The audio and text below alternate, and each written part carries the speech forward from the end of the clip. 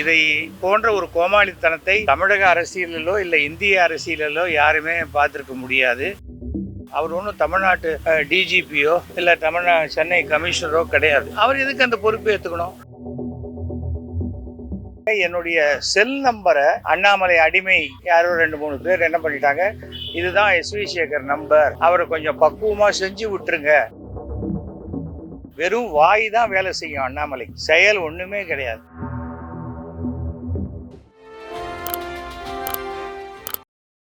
எல்லாருக்கும் வணக்கம். கடந்த 26ஆம் தேதி என்னுடைய பிறந்த நாள். அந்த பிறந்த நாள் அன்னைக்கு பாஜகவுடைய மாநில தலைவர் திரு அண்ணாமலை அவர்கள் அந்த சவுக்கடி சந்திரகாந்தா சீன் ஒன்று அரங்கேற்றம் பண்ணார். அது இதை போன்ற ஒரு கோமாளித்தனத்தை தமிழக அரசியலிலோ இல்லை இந்திய அரசியலிலோ யாருமே பார்த்துருக்க முடியாது. ஒரு பிரச்சனை, அந்த பிரச்சனைக்கு தீர்வு காணுவதற்கு முயற்சி செய்ய வேண்டுமே தவிர அதுக்கு நான் பொறுப்பேற்றுக்கிறேன் அப்படின்னு சொல்லி நான் சவுக்கால் அடிச்சுக்கிறேன் அப்படிங்கிறது ஒரு கோமாளித்தனம். அவர் ஒன்றும் தமிழ்நாட்டு டிஜிபியோ இல்லை சென்னை கமிஷனரோ கிடையாது. அவர் எதுக்கு அந்த பொறுப்பு ஏற்றுக்கணும்? ஒருவேளை அந்த குற்றவாளி அவருக்கு உறவா, இல்லை அவருக்கு தெரிஞ்சவங்களா, இல்லை ஒருவேளை அவர் இந்த குற்றம் தண்டிக்கப்பட்டோடனே அவரை பிஜேபியில் எடுத்துக்கலாம். ஏன்னா ஏற்கனவே 261 கிரிமினல்ஸ் இருக்காங்க. சரி, 262 சேர்த்துக்கலாம் அப்படின்னு இருக்கலாம். ஆனால் ஒரு விமர்சனம் என்பது யாருக்கும் உண்டான உரிமை. அது தடம் தாழ்ந்து விமர்சிக்காமல் எல்லாம் விமர்சிக்கலாம். இந்த சவுக்கடி தான் ஒரு தலைவருக்கு தகுதியான ஒரு இடம் என்றால் தமிழ்நாட்டில் நடிகர் MS பாஸ்கருக்கு தான் பாஜக தலைவர் பதவி கொடுக்கணும்னு நான் சொன்னேன். அவர் தான் நல்லா ஆடிக்கினே சவுக்கால் அடிச்சுக்கிறார். ஒரு படத்தில் ரொம்ப சிறப்பாக பண்ணியிருப்பார். இதை என்ன பண்ணிட்டாங்க, என்னுடைய செல் நம்பரை கொஞ்சம் அளவு கடந்த அண்ணாமலை அடிமை யாரோ 2-3 பேர் என்ன பண்ணிட்டாங்க, இதுதான் எஸ்வி சேகர் நம்பர், அவரை கொஞ்சம் பக்குவமாக செஞ்சு விட்டுருங்க அப்படின்னு போடுறாங்க. அதாவது சோஷியல் மீடியா இருக்குது, என்ன வேணால் பேசலாம்ங்கிறத தாண்டி அடுத்தவருடைய தொலைபேசி எண்ணை அவர் அனுமதி இல்லாமல் போடுவது சட்டப்படி குற்றம். கொஞ்சம் ஆத்திரத்தில் புத்தி பேதலிக்கும் போது தவறுகள் நடப்பது சகஜமான ஒரு விஷயம். அதுக்கு பிறகு பார்த்தா எனக்கு சாதாரணமாக ஒரு நாளைக்கு 100-200 கால்ஸ் வரும். இதுக்கப்புறம் 1000, 2000, 3000ன்னு கால்ஸ் வருது. வாட்ஸ்அப்பில் வருது, இதில் வருது, வந்துக்கிட்டு இருக்கு. நமக்கு ரெகுலரான கால்ஸ் அட்டன் பண்ணவே முடியாத அளவுக்கு ஆயிடுச்சு. சரி, நான் என்ன பண்ணேன், நம்ம சிலதெல்லாம் மேனேஜ் பண்ணோம். இதெல்லாம் சகஜம். ஏன்னா நானே பொது வெளியில் என்னுடைய நம்பரை கொடுத்துருக்கேன். ஏன்னா யாருக்காவது ஏதாவது உதவி தேவைப்படணும். அன்றைக்கி ஒரு டைரக்டர் ஒருத்தருடைய ஹார்ட் அட்டாக் வந்துருச்சு. எனக்கு ஃபோன் பண்ணி அவங்க ஒய்ஃப் சொன்னாங்க. காலத்தில் 7 மணிக்கு சொன்னாங்க. 8:30 மணிக்குள்ளே அவரை ஓமந்தூராரில் அட்மிட் பண்ணி இமீடியட்டாக அவருக்கு ட்ரீட்மெண்ட் கொடுத்தோம். அந்த மாதிரி உதவி செய்வதற்கு தான் என் நம்பரை கொடுத்துருக்கேனே தவிர யார் வேணால் என்னை திட்டுக்கடான்னு சொல்கிறதுக்கு இல்லை. ஸோ இது தெரிஞ்சுக்கணும். ஒரு ரிட்டையரான ஒரு போலீஸ் தலைமையில் நடக்கக்கூடிய ஒரு கட்சியில் இப்படி சட்ட மீறல்களை நான் பண்ணுவேன், உன்னால் என்ன பண்ண முடியும் பார்க்கலான்னா அதுக்கு உண்டான பிரதிபலன்களையும் எதிர்பார்த்து அவங்க தான் செய்யணும். இல்லை அதை அதுக்கு உண்டான தண்டனை இருந்தால் அந்த தண்டனையை அனுபவிச்சு தான் ஆகணும். என்ன பண்ணினாலும் அண்ணாமலை சவுக்கால் அடிச்சுக்கிட்டாலும் தீ மிதிச்சாலும் அவர் ஒன்றும் வெறும் அண்டர்வேரோட மாத்திரம் தமிழ்நாடு முழுக்க நான் சுற்றிட்டு வரேன்னு சொன்னால் கூட பிஜேபி தமிழ்நாட்டில் ஒரு சீட்டு கூட 2026 ஜெயிக்க வாய்ப்பே கிடையாது. 40க்கு 40 வரும்னு பேசினார். கடைசியில் 12 இடத்துல டெபாசிட்டு போச்சு. 40 சீட்டும் வாஷ் அவுட் ஆச்சு. வெறும் வாய் தான் வேலை செய்யும் அண்ணாமலைக்கு, செயல் ஒன்றுமே கிடையாது. இதில் பேசினாங்க, ஒருத்தர் கூட பாஜக நிர்வாகி என்கிட்ட பேசலை. ஏன் இப்படி? ஏன்னா அவங்க எல்லாருக்கும் தெரியும் இவ்வளோ அபத்தமாக பைத்தியக்காரத்தனமாக இருக்கக்கூடிய ஒரு முட்டாள் தலைவனை போய் போட்டிருக்காங்களே நம்ம கட்சியில் அப்படின்னு. ஆனால் எல்லாத்தையுமே நான் பிஜேபியில் இல்லாவிட்டால் கூட இன்றைக்கும் நான் என்னுடைய கருத்துக்களை நேரடியாக நம்முடைய பாரத பிரதமர் அவருக்கு நான் அனுப்பிச்சி விட்றேன். அவ்வளோதான். தமிழ்நாடு நல்லா இருக்கணும். இது பாலிடிக்ஸ் பாலிடிக்ஸ் பண்ணுற இடமே இல்லை. அந்த ஒரு குற்றவாளி யாராக இருந்தாலும் அந்த குற்றவாளி தண்டிக்கப்பட வேண்டியவன். அதுவும் அந்த பெண்கள் விஷயத்தில் நடந்து கொள்ளக்கூடிய பாலியல் குற்றவாளிகள் மிக கடுமையாக தண்டிக்கப்பட வேண்டியது. எனக்கு அதில் மாற்று கருத்தே கிடையாது. இதெல்லாம் வந்து அந்த அரபு நாடுகளில் இருக்கிற மாதிரி பனிஷ்மெண்ட் கொடுக்கணும். அப்போ தான் அது சரியாக வரும். ஆனால் என்னன்னா எய்ட்ஸ் மாதிரி தான், இது எனக்கு வராது மற்றவங்களுக்கு வரும் அப்படின்னு நினச்சிக்கிட்டு இந்த தப்பு பண்ணுறது. அதுதான் ஒரு 20 வருஷம் முன்னாடி சென்னை கமிஷனர் சொன்னார், உங்கள் வீடெல்லாம் இருட்டாக வச்சுக்காதீங்க, வீட்டை சுற்றி விளக்கு இருக்கட்டும் அப்படின்னார். அன்றைக்கி நான் என் வீட்டை சுற்றி ஒரு 10 லைட் போட்டேன். நைட் டைத்தில் அந்த 10 லைட்ஸ் எரிஞ்சிக்கிட்டே தான். சிசிடிவி வைக்கணும், நாங்கள் சிசிடிவி வச்சோம். பாதுகாப்புங்கிறது நம்மளும் ஜாக்கிரதையாக இருக்கணும், அதுதான் முக்கியம். அதுதான் சொல்கிறேன், எந்த பெண்ணாக இருந்தாலும் அது யாராக இருந்தாலும் சரி, இந்த மாதிரி ஒரு சம்பவம் நடக்கிறதுக்கு நாம் வந்து ஆண்கள் தான் வைக்கப்படணும். அதுதான் உடனே இதை போலீஸ் பார்க்க மாட்டாங்களே. நமக்கு இருக்கிற போலீஸ் ஃபோர்ஸ்லையும் பாக்கி இதுலேயும் சுய கட்டுப்பாடும் சுய ஒழுக்கமும் இருந்தால்தான் சமுதாயம் நன்றாக இருக்கும். நான் ரொம்ப வருஷமாக சொல்லிகிட்டு இருக்கேன், பள்ளிக்கூடங்களில் கல்வியை போதிப்பதை விட ஒழுக்கத்தை அதிகமாக மாணவர்களுக்கு போதிக்க வேண்டும். அப்போ தான் அடுத்த தலைமுறை சமுதாயம் மிக சிறப்பாக இருக்கும். பக்குவமாக செய்ய முயற்சி பண்ணாங்க. நான் இது மாதிரி அன்னோன் நம்பரை எடுக்கவே இல்லை. எனக்கு வந்து என் ஃபோனில் வந்து கிட்டத்தட்ட 18,000 சேவ்டு மெசேஜஸே இருக்குது, சேவ்டு நம்பர்ஸ் இருக்குது. என்னுடைய நண்பர்கள் இப்போ தந்தி டிவியில் பார்த்தா உடனே அவரோட நம்பரை நோட் பண்ணால் என் நம்பர் ரெக்கார்ட் பண்ணிவிடுவேன். எனக்கு அந்த முன்னெல்லாம் 50 நம்பர் 75 நம்பர் அது இல்லை இப்போது. ஸோ எனக்கு வந்து கிட்டத்தட்ட 18,000 நம்பர்ஸ் இருக்குது. ஸோ அந்த நம்பருக்குள்ளே வர கால்ஸை மாத்திரம் நான் எடுக்கிறேன். அன்னோன் நம்பர்ஸ் இருக்கிறதில்ல. அன்னோனில் சில பேர் பிஸ்னஸ் விஷயமா பேசணுன்னா அவங்க எஸ்எம்எஸ் அனுப்புவாங்க, சார் இந்த விஷயமா நான் பேசணும். அப்போ நான் இமீடியட்டாக நான் கால் பண்ணுறேன். அதனால் எனக்கு வந்து ஆனால் என்னென்னா சைலண்ட்டில் வச்சுக்க வேண்டியிருக்கு ஃபோனை. என்னுடைய ஃபோனை வந்து என்னை பெரிய பழி வாங்கிட்டு தான் நினைக்கிறாங்க. இப்போ அண்ணாமலைக்கு 4 நம்பர் இருக்குது.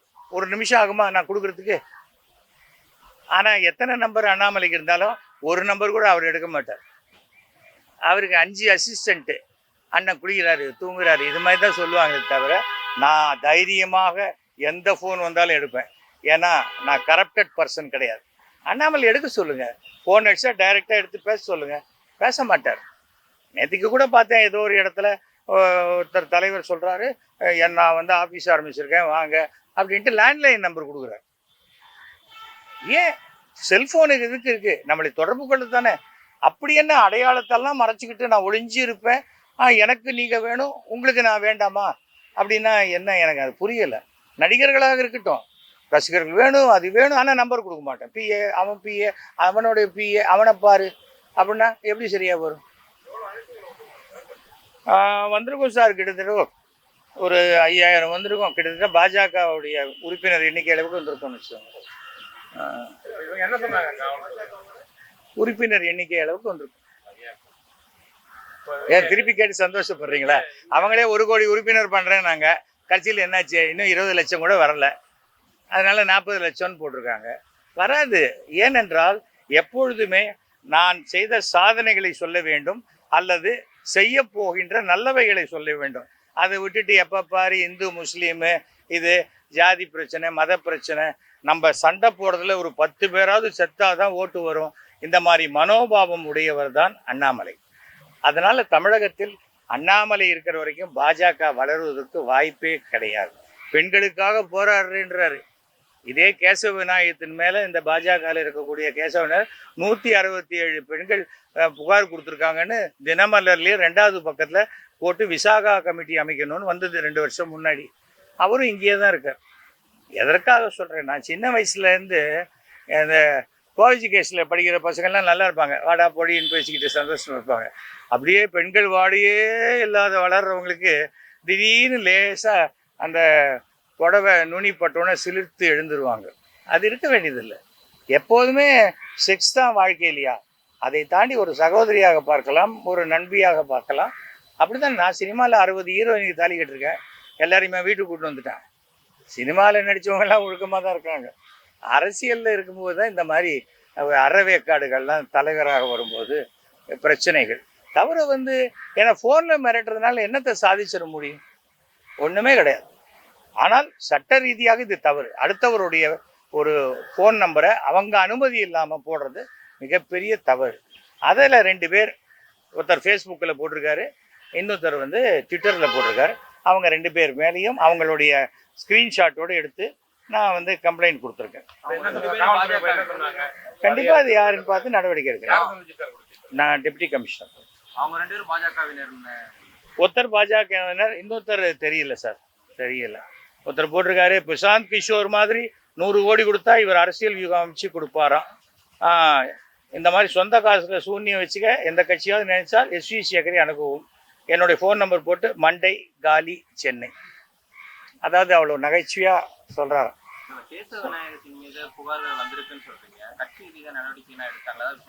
யாரு மேலேயும் நடவடிக்கை எடுக்கல சார். டெல்லி தமிழ்நாட்டை பாதர் பண்ணவே இல்லை. எவ்வளோ கை கழுவி விட்ட ஒரு மாநிலமாகத்தான் நான் நினைக்கிறேன் தமிழகத்தை.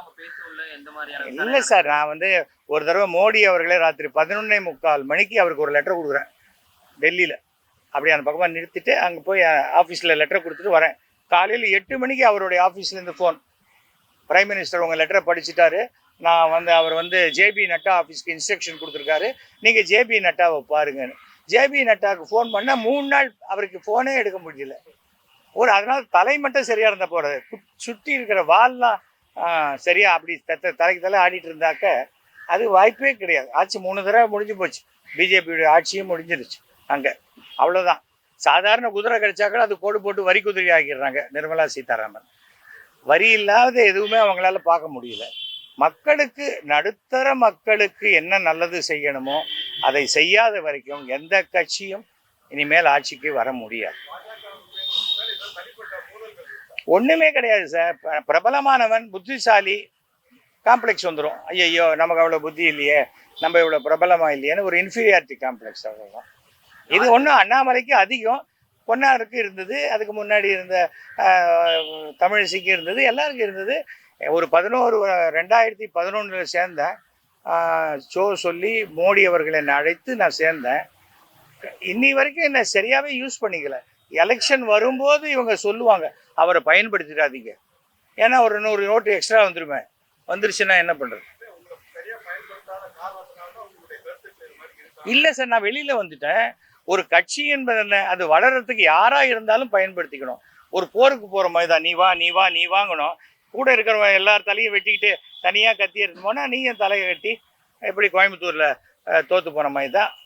39 பேரும் தோக்கணுன்ட்டு ஒருத்தர் வேலை செஞ்சால் அந்த 39 பேரும் இவர் தோக்கணும்னு வேலை செய்ய மாட்டாங்களா? அவ்வளோதான். வேற என்ன இருக்குது? எனக்கு எல்லா கட்சியும் ஒன்று தான். இப்போ நான் எந்த கட்சியும் சேராதவன். என்னுடைய சமுதாயத்திற்கு யார் நல்லது செய்கிறார்களோ அவர்களுக்கு ஆதரித்து நான் பிரச்சாரம் பண்ணுவேன். ஆமாம், கவர்னரை பார்க்கறது என்ன சார், அவரும் ஃப்ரீயாக தானே இருக்கார். யார் கூப்பிட்டாலும் போய் பார்த்துடலாம். நான் கூட அவரை பார்க்கணுன்னு ஒரு தடவை கேட்டேன், பதிலே வரல.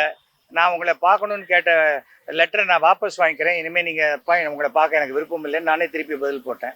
அதுக்கப்புறம் கேட்டாராம், அவர் யார் அவருன்னு கேட்டார்.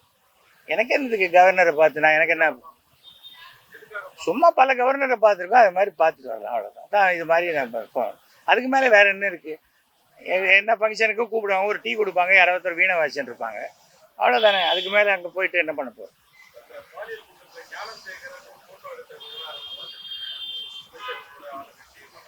சார், யார் வேணால் யாரோட வேணால் ஃபோட்டோ எடுத்துக்கலாம் சார். ஆனால் இந்த மாதிரி சம்பந்தப்பட்ட பிறகு, அப்படிப்பட்டவன்னு தெரிஞ்ச பிறகு ஒருத்தன் ஃபோட்டோ எடுத்துக்கிட்டா நீங்கள் அப்போ சொல்லலாமே தவிர, அதுக்கு முன்னாடி சொல்கிறதுல எனக்கு எந்த நியாயமும் இருக்கிறதா படலை. ஒரு கூட்டமாக இருக்குது, நானே ஒரு படத்துக்கு போகிறேன், 20 பேர் செல்ஃபி எடுத்துக்கலாம், இல்லை ஒருத்தன் திருடனாக இருக்கான், அதுக்கு நான் எப்படி பொறுப்பாக இருக்க முடியும்?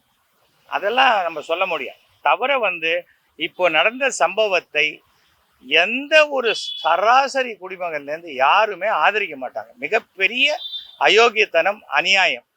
குற்றவாளிகள் தண்டிக்கப்படணும், அவ்வளோதான். அதை தாண்டி அதை அரசியலாக்கிட்டு போனால் அதனால் ஒரு ஓட்டு கூட கிடைக்காது. தவிர எப்போவுமே ஏன்பா இப்படி பண்ணிட்டேனா, அவன் பண்ணலியான்னா இது என்ன பதிலா? நீ பண்ணினியா இல்லையா, அவ்வளோதான் இருக்கணும். அந்த பதில் சொல்லாத வரைக்கும் அது குழப்படி அரசியலாகத்தான் இருக்கும். அது எனக்கு பழக்கமே இல்லை. கார்த்தால் வரும்போது கூட வணக்கம் சார், நான் சார்னு என்னை கூப்பிடாது ஏன்னு சொல்லிட்டு வந்தேன், அவ்வளோதான். யார் அந்த சாராக இருந்தால் எனக்கு என்ன சார்? போலீஸ் ஒரு விசாரணை நடத்திக்கிட்டு இருக்காங்க. அதுக்கு முதல்ல நடுவில் நம்ம ஏன் இன்வெஸ்டிகேட் பண்ணணும்? அவசியமே இல்லையே சார். எத்தனை கேஸ் ரெஜிஸ்டர் ஆகுது, எத்தனை கேஸ் நடந்துட்டு இருக்கு, எல்லாத்துலேயுமே நம்ம பூந்து யார் என்னன்னு நம்ம கேட்குறோமா? இதே அரசியலாக்கணும் இல்லை பரபரப்பாக்கணும் அப்படிங்கிற எண்ணத்தில் வேணால் சொல்லலாமே ஒழிய இது வந்து இன்னொருத்தருடைய அவருடைய கடமைகளை நம்ம இன்டர்ஃபியர் பண்ணுற மாதிரி தான் நான் நினைக்கிறேன்.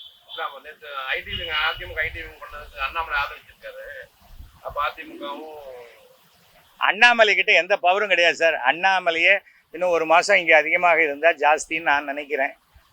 இல்லை விருப்பப்படுறேன்னு வச்சுக்கோங்க, எப்படி வேணால் இருக்கலாம்.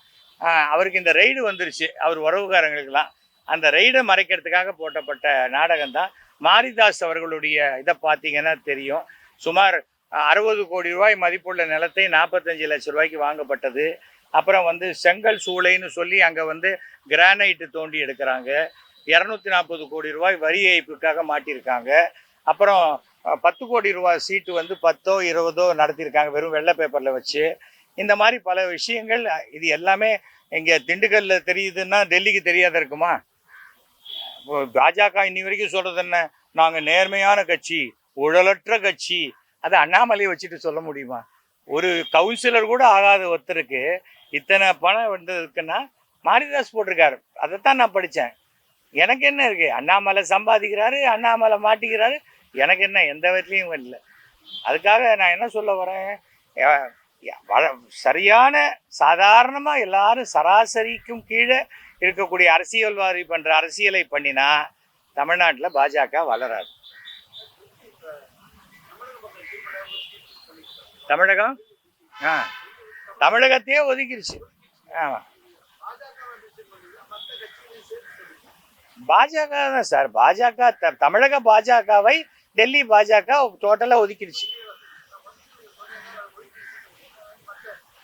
அதுவும் இருக்குதான் சார், அதுவும் இருக்குது சார். எப்போதுமே பார்த்தீங்கன்னா டெல்லியில் ரூலிங் பார்ட்டி அவங்களுக்கு ஆதரிச்சாக்க அவங்களுக்கு வேணுங்கிறத சலுகைகளை அதிகமாக பண்ணி கொடுப்பாங்க. ஆதரிக்கலைன்னா நான் இழுத்து பிடிக்கிறேன், அது பிடிக்கிறேன், சரியாக வராது, இது வராதும்பாங்க. இப்போ பீகாருக்கு வந்து இத்தனை ரூபா கொடுக்குறாங்கன்னா அதில் பாதி கூட தமிழ்நாட்டுக்கு கொடுக்குறதில்ல. அப்போது மாற்றாந்தாய் மனப்பான்மைன்னா அது மாற்றாந்தாய் மனப்பான்மை. நான் இப்போ அந்த அரசியல் பேச வரல. ஏனென்றால் அது வந்து என்ன ஆகிடும், ஒரு கட்சியிலேருந்து வெளில வந்த உடனே அந்த கட்சியை பற்றி என்ன ஏடிஎம்கேலேருந்து வெளில அமிச்சாங்க. அதுக்கப்புறம் ஒரு வாரத்தை கூட நான் ஜெயலலிதா அவர்களை பற்றியோ ஏடிஎம்கே இருக்கிற வரைக்கும் நல்லது, வெளில அமிச்சாங்களா ரொம்ப நல்லது, அவ்வளோதான். அப்படி தான் நான் நினைப்பேன். ஆனால் என்ன, நானே வெளியில் வரத்துக்கு ஒரு சான்ஸ் கொடுத்தாங்க பிஜேபி. வழக்கமாக என்னை வெளில அனுப்புவாங்க எல்லா கட்சியிலையும். இந்த கட்சியில் ஒரு சான்ஸ் கொடுத்தாங்க. ஏன்னா இவர் 5 தடவை டெல்லி போய் என்னை எப்படியாவது எடுக்கணும்னு தலைகீழாக நின்று தண்ணி குடித்தார். உன் வேலையை நீ ஒழுங்காக பாருன்னு சொல்லி அனுப்பிச்சிட்டாங்க.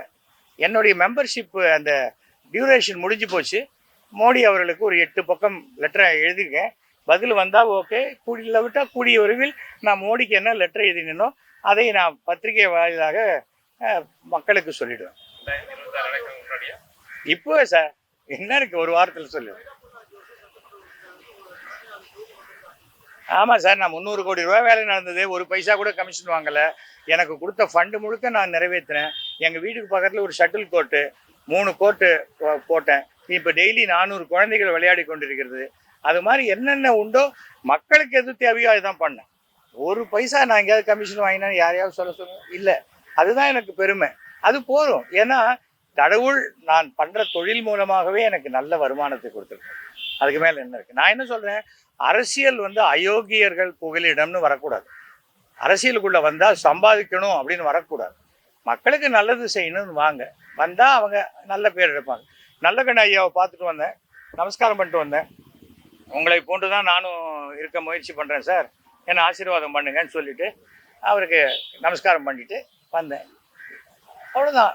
நமக்கு நல்லவர்களைத்தான் நம்ம ஒரு எடுத்துக்காட்டாக பார்த்துக்கணும். அண்ணாமலை போன்ற ஆட்கள் எல்லாம் எடுத்துக்காட்டாக பார்த்துட்டா சமுதாயம் உருப்படாது போயிடும். ஓகே, நன்றிங்க, வணக்கம்.